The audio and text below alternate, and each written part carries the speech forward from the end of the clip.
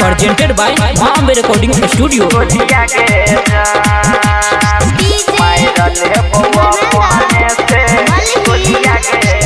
होइते बियाहबा जे बही ससुराबा छोड़ के हमारा तू डोलिया गे जान।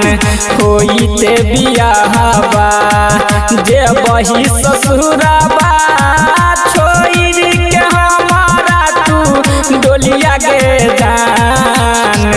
तोरा बिना हम नहीं जीबोगे पगली मार ले बउआ पहने से गोलिया गे जान। तोरा बिना हम नहीं जीबोगे पगली मार ले बउआ पहने से गोलिया गे जान।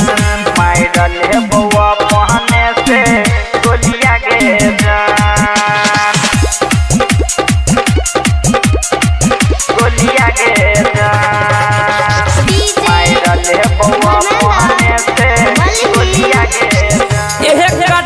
तोरे पर छेलौ हमारा आस गे ओ करे तू कह देलही पल भर में नास गे। पल भर में नास गे एक कटा तोरे पर छेलौ आस गे ओ करे तू कह देलही पल भर में नास गे। सपना देखा हमारा कना बन गेल दोसरा के कनिया गे जान।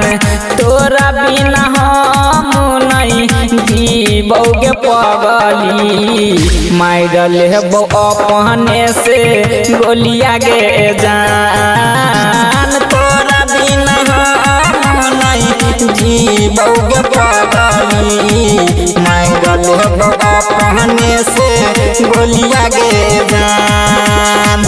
मार लेबो अपने से गोलिया गे जान।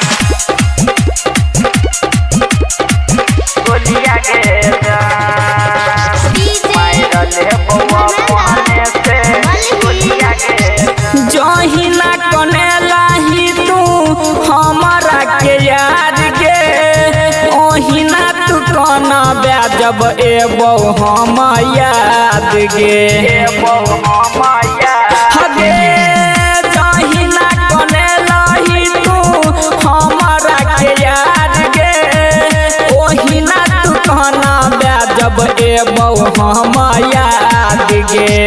राइटर मनीष अजय केहला के मारल तू दिल पर छुरिया गे जान।